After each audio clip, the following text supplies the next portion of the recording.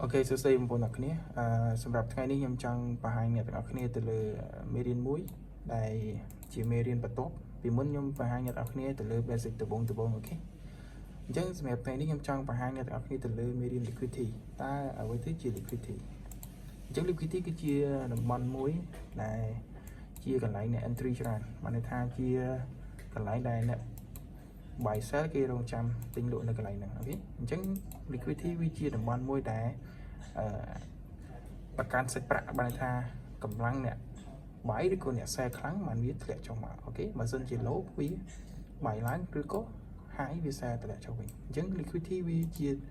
តំបន់មួយដែលជាកន្លែងប្រកាន់សាច់ប្រាក់ណាអញ្ចឹង liquidity យើងត្រូវមើលបែបណាឬក៏ត្រូវសង្កេតបែបណាអញ្ចឹង liquidity ដែលយើងចាប់វាមាន3 season ដែលយើងនិយាយទៅលើ season Asia វាមាន Asia season London and New York season អញ្ចឹង Asia open នៅម៉ោងប្រហែលអញ្ចឹងគ្នាយើងអត់ដឹងឯអ្នកខ្លះដឹងតែ trade អត់ដឹងថា season មួយណាឬក៏ season មួយណា trade បានរហូតណាអញ្ចឹងវាមាន Asia open នៅម៉ោងប្រហែលម៉ោង7ព្រឹកបិទនៅម៉ោងប្រហែលម៉ោង1ដល់ពេល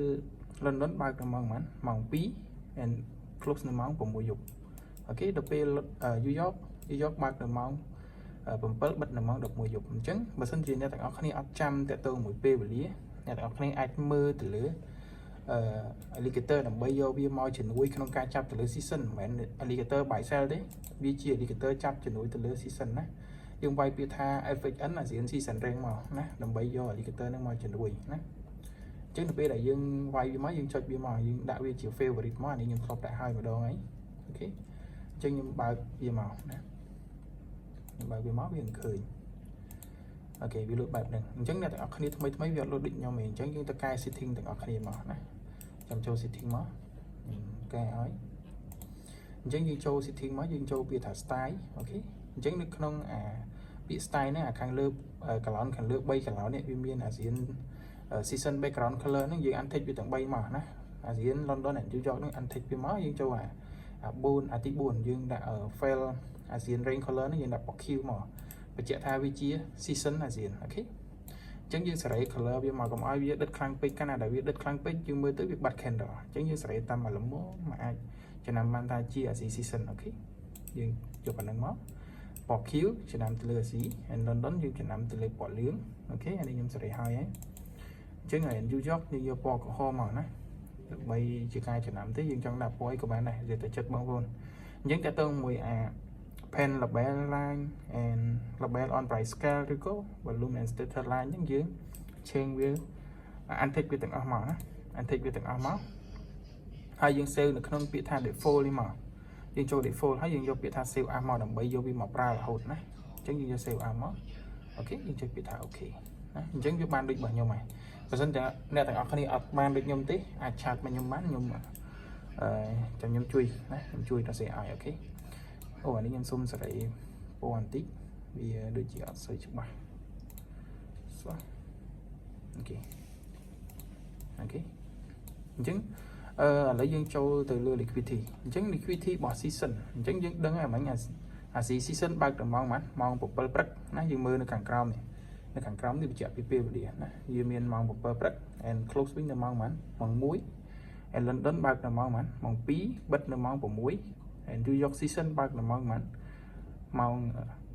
7បិទនៅម៉ោង11យប់អូខេអញ្ចឹងយើងដឹងថានេះជា high របស់ Asia liquidity high របស់ Asia and low របស់ Asia យើងចាប់មកយើងទៅសេមកយើងយក trend line មកគូមកថានេះជា liquidity high របស់ Asia season អញ្ចឹងយើងទៅសេមកថានេះជា Asia high season អូខេឬក៏ high របស់ New York ឬក៏ low របស់ New York អញ្ចឹងមកណាយើងទៅសេវាទាំងអស់មកឬក៏ note វាទាំងអស់មកដើម្បីចំណាំនៅពេលថ្ងៃក្រោយនៅពេលទីផ្សារវាចុះមកប៉ះឬក៏ជា liquidity sweep ឬក៏ liquidity run អានេះយើងអាចទិញលក់បានណាអូខេអញ្ចឹងយើងកាត់អញ្ចឹងមកយើងទៅសេវាមកណាជា note យើងចំណាំវាមកថាជា Asia season ឬក៏ London season មិនថា low ឬក៏ high យើងចាប់ឲ្យយើង note នឹងវាមកណាយើង note មកដើម្បីជាការចំណាំបើយើងឲ្យមេរៀនបន្តទៀតយើងនឹងចូលមេរៀនថ្មីតទៀតណាអញ្ចឹងយើងចាប់មកយើង note មកអូខេកន្លែងនេះយើងទាញមកខាងនេះមកណាយើង note នៅកន្លែងទៅ ដើម្បីចំណាំអញ្ចឹងនៅពេលមេរៀនថ្មីមកយើងដឹងថាណាជា liquidity high របស់ season មួយណា and low របស់ season មួយណាណាខ្ញុំសរសេរមកអញ្ចឹងខ្ញុំសរសេរឲ្យមួយអញ្ចឹងអានេះបើសិនជាយើងអត់ចេះ text ឬក៏អត់ចេះ note នេះយើងខ្ញុំប្រាប់ឲ្យយើងចុចលើ trend line នេះមួយមកយើងចូលកន្លែងនេះ setting របស់វាហ្នឹងមក and យើងយកវាថា text អូខេយើងបាយមកឥឡូវខ្ញុំថាអានឹងជា high របស់ Z ខ្ញុំដាក់អក្សរ T មួយចុះណាដាក់អក្សរ T មួយមកខ្ញុំចូលពាក្យថា template ខ្ញុំចូលពាក្យថា template មកនេះយើងសេរីអស់មកណាយើងចង់ដាក់ពណ៌អក្សរពណ៌ក្រហមឬក៏ font របស់វា bold អីចឹងទៅយើងសរសេរមកយើងចូលពាក្យថា template and យើងយកពាក្យថា save as នៅខាងលើដើម្បី save តាំងទី2មិញយើងវាយខាងលើមិញវាអក្សរ T អញ្ចឹងនៅខាងក្រោមក៏ត្រូវតែអក្សរ T ដូចគ្នាដែរអក្សរតូចក៏អត់បានដែរត្រូវតែអក្សរធំណាយើងយកពាក្យថា OK មកអូខេវាលោតឲ្យអក្សរ T ណានេះ T អូខេមិញ font វាទូចពេកណាខ្ញុំយក font 10អូខេអញ្ចឹងខ្ញុំអាន delete វាចោលអញ្ចឹងខ្ញុំយក trend line មួយមកគូតទៀតអញ្ចឹងខ្ញុំដាក់អានេះអាស៊ី high វិញខ្ញុំចំណាំថាអក្សរ T អូខេអញ្ចឹងខ្ញុំចុចលើ trend line មួយមកវាគុណកសញ្ញានេះខ្ញុំចូលអាហ្នឹងមកអញ្ចឹង select រកមើលអក្សរ T មិញមកណានេះអក្សរ T នៅខាងក្រោមអញ្ចឹងចុចមកវាបានរហូតណាអូខេអញ្ចឹងតើតើជាមួយនឹង high របស់ Z ឬក៏ low របស់ Z អ្នកទាំងអស់គ្នាចាប់អញ្ចឹងមកណាចាប់ high របស់ Z low របស់ Z high របស់ London low របស់ London យក high យក low ហ្នឹងចាប់អញ្ចឹងមកចាប់ទាំងអស់មកភាសាដែលណាហើយយើងចាប់ទាំងអស់មកអញ្ចឹងឬក៏អ្នកទាំងអស់គ្នាអត់ចង់ប្រើ indicator ទេយើងបិទវាចោលទៅយើងចាប់ដៃខ្លួនឯងទៅប៉ុន្តែប្រហែលជាវាមានផលពិបាកដែរអញ្ចឹងយើងប្រើ indicator ទៅក៏បានដែរវាមិនមែនជា indicator buy sell ទេ indicator ជំនួយក្នុងការចាប់ទៅលើ technical ឬក៏ទៅលើមេរៀន ICT ទេណាអូខេអរគុណច្រើនខ្ញុំមានតែប៉ុណ្្នឹងទេ